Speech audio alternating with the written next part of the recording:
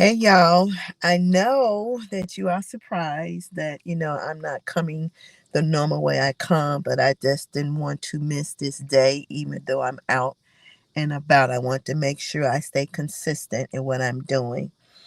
And as I was riding around today, running some errands, and while I'm sitting and waiting on somebody else, I decided to just go ahead and do the stream as I am. And tonight is straight from the heart. I thank everybody for tuning in yesterday to Elonda Banks Rosenthal from Echo Development. And I hope you all go back and watch the replay. And make sure you follow us on all our social media outlets: Facebook, Instagram, Twitter, Tumblr. Subscribe to the YouTube channel. Subscribe to toawomansheart.org. And just follow us, like, comment, subscribe. All right.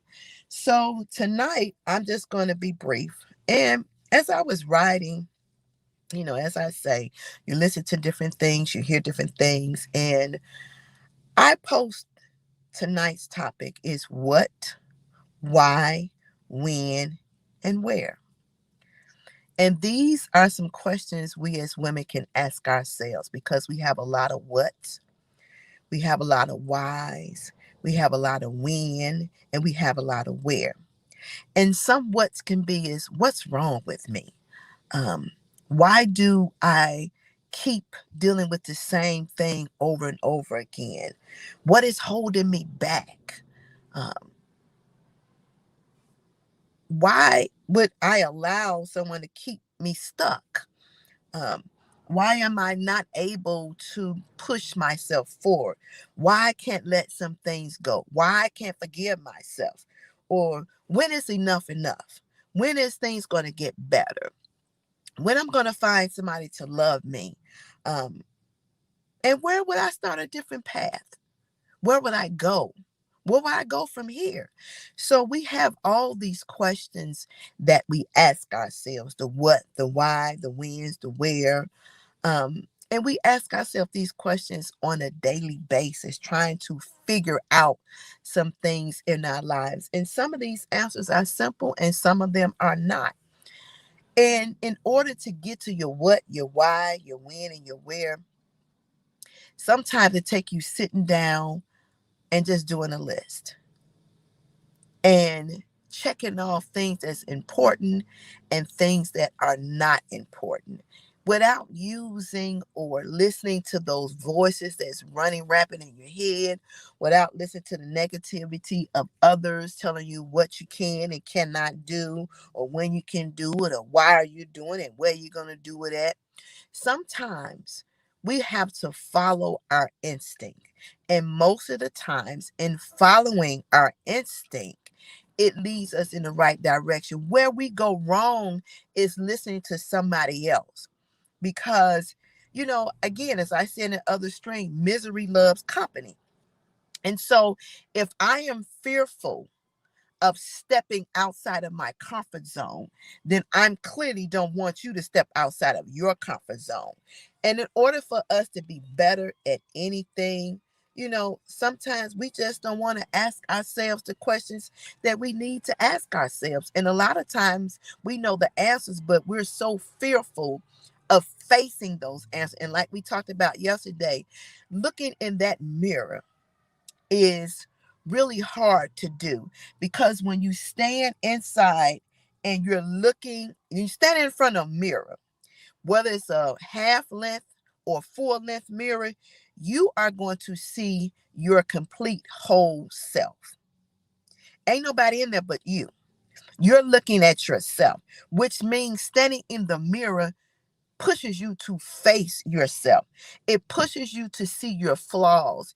It pushes you to acknowledge things that you don't like about yourself. Um, Hence why some women take the time when they stand in the mirror, look at themselves, they're like, I don't like my breasts. I don't like my waistline. I don't like the way my face looks. My lips are too small.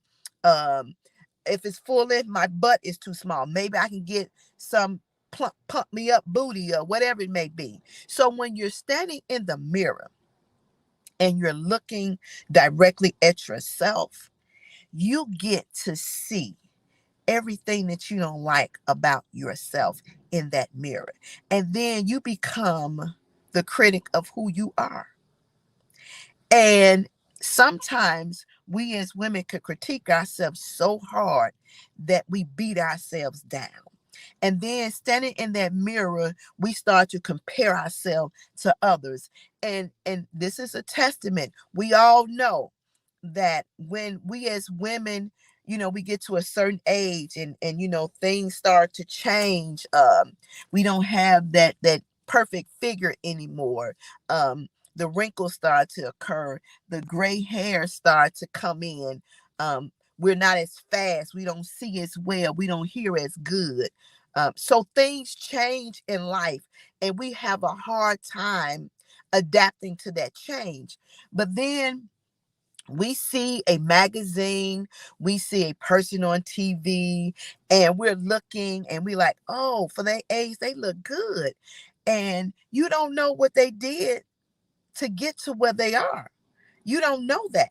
You don't know if they had surgery. You don't know if they had injections for their cheeks, to take away the fatness that hang up under your chin, to plump their lips up, because some women don't like the small lips. And you don't know if they had breast enhancement, and you don't know if they booties been worked on, none of that. But what we see is the outside of an individual. And then we started to ask us, why I don't look like that? What can I do to look like that? Where can I go to get this done? And when will I be able to do it? Will I have enough money to get this done? And then as you do the research, you start to looking and you find out it becomes quite costly to change what God has designed you to be. And you're thinking to yourself, I'm no longer happy with who I am. So I think I'm going to adjust some things, not even considering in your tweaking and your adjusting. As you get older, things are still going to continue to shift in your body. They're not going to stay the same. The elasticity that's in your face and everywhere is not going to stay the same. It's not. But then we get back in the mirror again, and then after we pay all this money to get this, and we still not happy. We're still not happy. And then you're saying to yourself, why? Why do I still feel the same way I feel before I did all these enhancements, before I did all these tweaks? When would I feel better? What is wrong with me that I don't feel better? Then you have to realize to yourself that it's not about the physical you.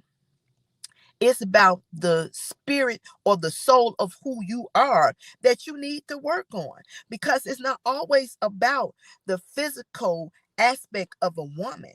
Sometimes we as women have to dig a little bit deeper to understand the root of why we feel the way we feel.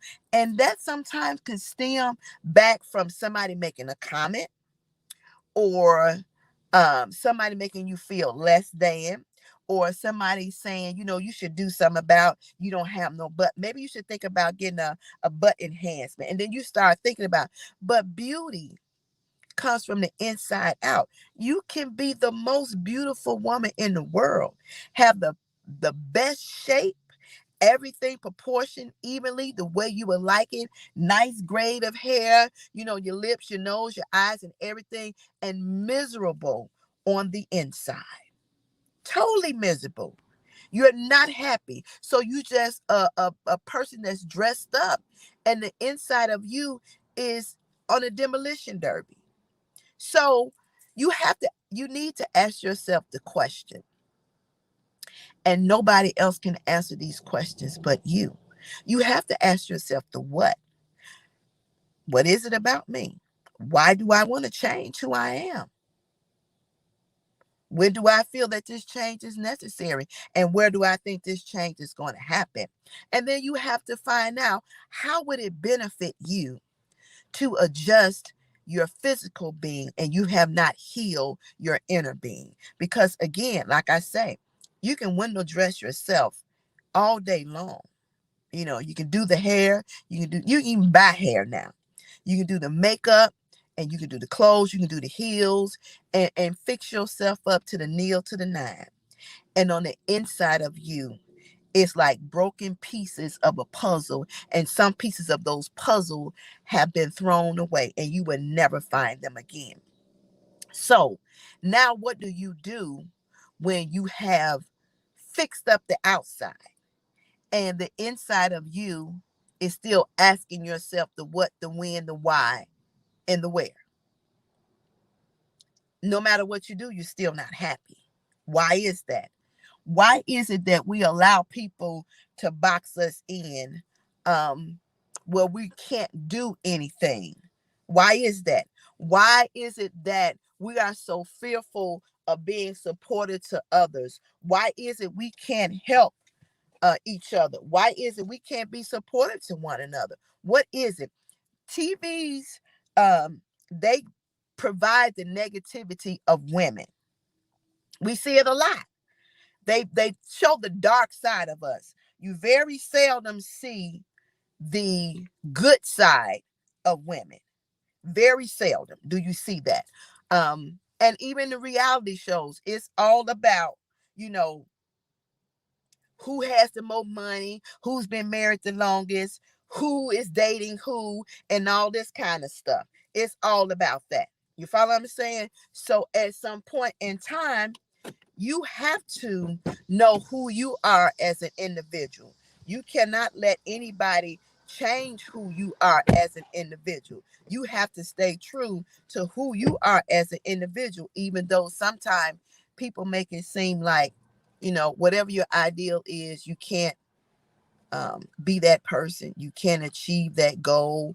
You can't start that business. You can't start that family. You can't date that man. You can't have that kid. You can't do this.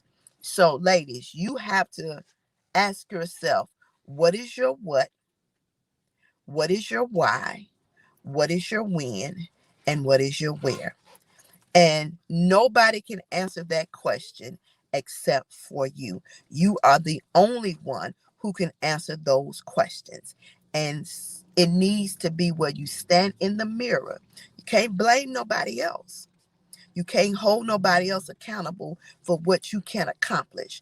Stand in the mirror, as I've said, and do an evaluation. Make a list, weigh your good and your bad.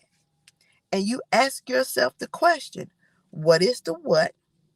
What is the why? What is the when? And what is the where?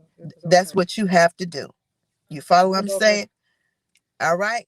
So I want you all to follow me all on the social media outlets. That's Facebook, Instagram, Twitter, Tumblr, YouTube. Go to toawomansheart.org, sign up, and we'll talk again. All right. It's just short tonight, so take care. Play the replay, share with somebody your comments, subscribe, and like. Talk to you later.